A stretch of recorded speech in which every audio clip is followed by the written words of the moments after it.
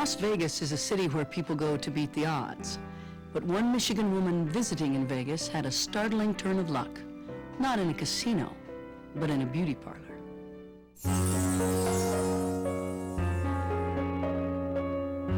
To the outside world, Doug and Jaynie Johns seemed to have it all.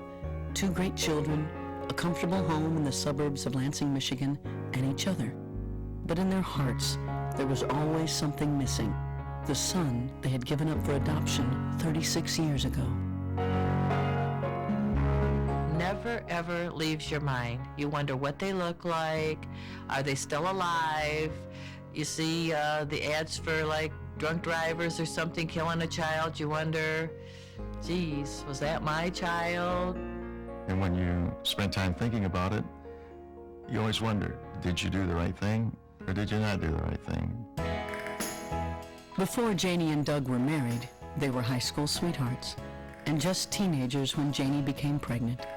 It was the early 60s, and the thought of having a baby out of wedlock was unthinkable, especially to Jaynie's parents. If you didn't have a mother and dad that say, bring the baby home, you had nowhere to go. You didn't have anybody paying for your apartment and for a babysitter. And my mom and dad said, absolutely not. So Jaynie was sent to a home for unwed mothers to have her baby in secret. She saw her child only once before he was taken away by the Catholic Social Services. And I missed him so bad. I couldn't go shopping or anything where I seen babies. Every time I'd see babies, I'd cry. And then I would think, oh my gosh, what if he was sick and nobody wanted him and he was in an orphanage? And so I did write a letter to the Catholic Social Services. I always wanted to make sure that if they didn't want him and they put him in an orphanage, to call me so I could go get him somehow or other. I would go get him. But Jaynie's son was wanted. In fact, his birth was a godsend for another couple, Nick and Mary Bono. He was the most beautiful baby you've ever seen. His eyes just stood right out. He was just beautiful. And curly hair. We were so happy with him. Yeah, of course we cried because we wanted a child so bad, but when we saw him, With the Bonos, Jaynie and Doug's son grew up happy and secure, but Jaynie had no way of knowing that, and not knowing haunted her. But she didn't want to intrude in his life, so she waited, hoping her son would one day find her. She even visited psychics in a desperate attempt to learn anything she could about her son. I would always ask if I was ever going to see my son again. And most of the time, they would give me something negative. They'd say, well, we hear the word dormant, like nothing will ever come of it. While she waited, Jaynie again wrote to the adoption agency, waiving her right to confidentiality in case her son came looking for her. I know as of now, adoption records cannot be opened by an adoptee, but just in case they should change the law, I want my permission there and waiting. I joined a lot of the organizations, the support groups for adoptees search for knowledge, and they told me pretty much, if it's a boy, don't count on him coming, because whoever raises a boy, that's their mother. 18 years came and went without hearing a word from her son. Then one winter, Jaynie's best friend, Betty Farhat, went on a vacation in Las Vegas.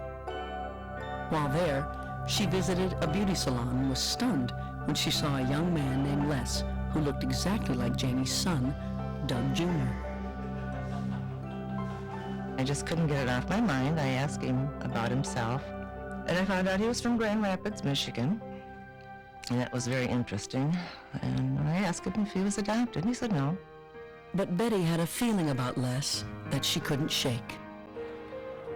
1 year later, Betty returned to Las Vegas and again saw Les for a manicure, and again she brought up the subject of adoption. And then I had realized, I thought, well, you know, I have a buddy that was adopted and is from my hometown that was mistaken as one of my brothers.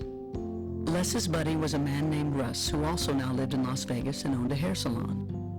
Although the two lookalikes had been high school friends, Russ only recently told Les he was adopted. Russ was intrigued by Les's story and agreed to let his friend investigate further. There was always like a little bit of a mystery as to, well, who are my biological parents, and what was the reason that they gave me up and stuff, but it was never a burning desire for me to know anything, to go out and search or find out any information. Still, Russ was intrigued. I was basically pretty excited about it. I thought, if this is really happening, what a long shot, and it must be meant to be. He gave Les permission to provide Betty with information. So the next couple of weeks she came back, and I said, okay, so what'd you find out from your girlfriend? And she went step by step with his birth in August, and August 30th. I said, that's my buddy. She says 1961. I said, that's Russ.